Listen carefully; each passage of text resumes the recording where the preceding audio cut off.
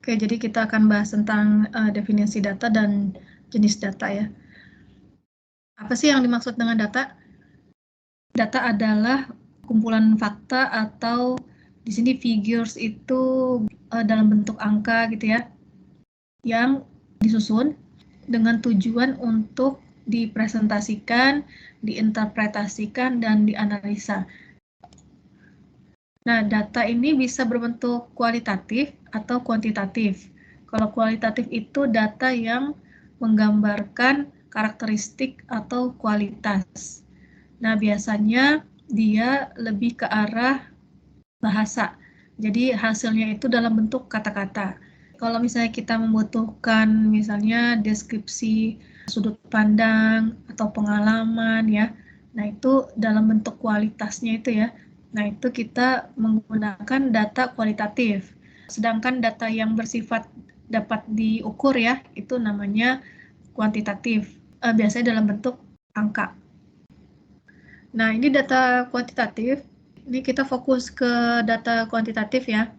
Isi data kuantitatif ini umumnya adalah bervariasi. Kita sebut dengan variabel. Variabel adalah ciri individu yang dipelajari atau diukur yang bentuknya berupa nilai-nilai yang bervariasi. Ya, jadi ini nanti kalian akan sering mendengarkan ini ya di skripsi nanti variabelnya apa saya tanyakan. Misalnya saya ada 2 variabel Bu, pengetahuan dan sikap misalnya. Nanti dari situ datanya diukur seperti apa. Ya, jadi ada ukurannya. Nah, kemudian jenis variabel. Jenis variabel itu ada 2 macam ya, ada yang menurut skala pengukuran, bisa juga menurut sifat. Variabel ini berdasarkan skala pengukuran itu ada 4 yang kalian sudah pelajari ya. Nominal itu angka yang belum ada jarak, belum ada peringkat. Nominal misalnya laki-laki perempuan gitu. Kan nggak ada misalnya perempuan lebih rankingnya lebih tinggi daripada laki-laki, kan belum, nggak seperti itu ya. Jadi itu angka-angka nominal. Kemudian ordinal itu yang sudah mulai ada peringkat. Misalnya SD, SMP, SMA.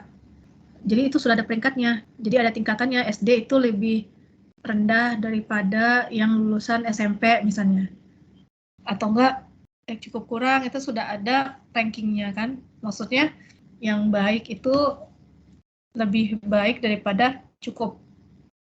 Kan interval itu sudah ada jaraknya juga, sudah ada peringkat dan ada jarak. Nah, kalau interval nih misalnya, contohnya adalah misalnya kayak suhu gitu Bu. ya betul, karena sudah ada jaraknya kan. Misalnya suhu 36, kemudian ukur lagi yang lainnya misalnya suhu 38, berarti kan sudah ada peringkatnya ya. Berarti yang 38 itu dia lebih panas dibandingkan yang 36. Nah, kemudian ada jaraknya, bisa diukur yaitu 2 derajat. Ada selisihnya itu bisa diukur 2 derajat. Nah, kalau rasio itu sama dengan skala interval. Yang membedakannya adalah kalau rasio itu memiliki nilai nol mutlak. Jadi punya nilai nol mutlak dan jarak yang sama, sedangkan interval tidak gitu. Nah, nilai nol mutlak ini artinya adalah nilai dasar yang tidak bisa diubah meskipun menggunakan skala yang lain gitu. Misalnya tinggi badan dan berat badan. Misalnya berat badan yang benda A adalah 60 kilo, sedangkan berat badan B adalah 90 kilo. Maka dikatakan berat B itu 2 kali lebih berat dibandingkan berat A. Jadi ada nilai nolnya ya kalau rasio. Nah, ini sedangkan menurut sifat terbagi menjadi 2, yaitu numerik dan kategorik. Kalau menurut sifat ini, kalau kategorik, data yang merupakan hasil pengklasifikasian atau penggolongan. Cirinya isinya berbentuk kata-kata, misalnya jenis kelamin ya, pria dan wanita. Nah, itu kan sudah dikategorikan ya. Misalnya nih ya, dengan numerik ya. Misalnya kalian dapatkan data umur 23, 25 ya, 40, 25 dan seterusnya gitu. Nah, ini nanti kalian bisa kategorikan menjadi apakah dia umur remaja, atau dewasa muda atau dewasa tua gitu ya, atau lansia ya, itu bisa kalian kategorikan. Jadi sesuai dengan namanya itu dikategorikan, sedangkan numerik ini data hasil pengukuran atau penghitungan. Cirinya isinya berbentuk angka ya. Contohnya tadi, satu data itu bisa macam-macam ya dilihatnya. Kalian bisa analisa sesuai dengan keinginan kalian gitu ya. Sama dengan ini misalnya tinggi badan, jumlah anak ya. Sama juga dengan misalnya pengetahuan, misalnya si A dapatnya 70, si B dapatnya 80, si C dapatnya 50 nilainya. Gitu. Nah itu sebaiknya datanya yang kalian dapatkan itu adalah numerik.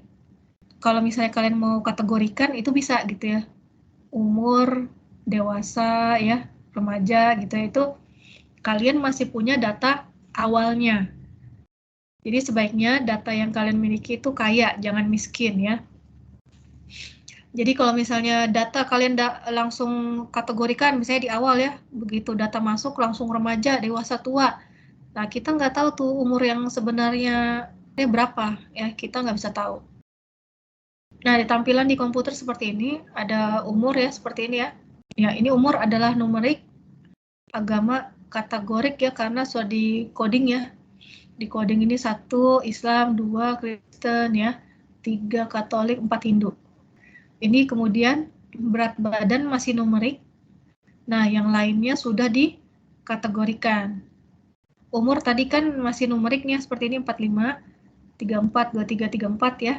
Nah, ini kemudian kita mau kategorikan nih menjadi kurang dari 20 tahun remaja, 20 sampai 30 tahun dewasa ya. Lebih dari 30 tahun sudah tua. Ini harus sesuai dengan ini juga sebetulnya. Harus sesuai dengan ketentuan juga ya. Jadi umurnya ini sudah dikategorikan, kemudian berat badan juga misalnya dikategorikan seperti ini. Ya.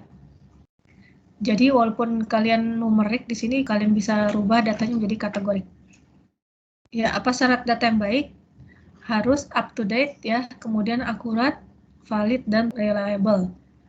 Tahapan statistik ini ada pengumpulan data, pengolahan data, analisis data, dan penyajian data.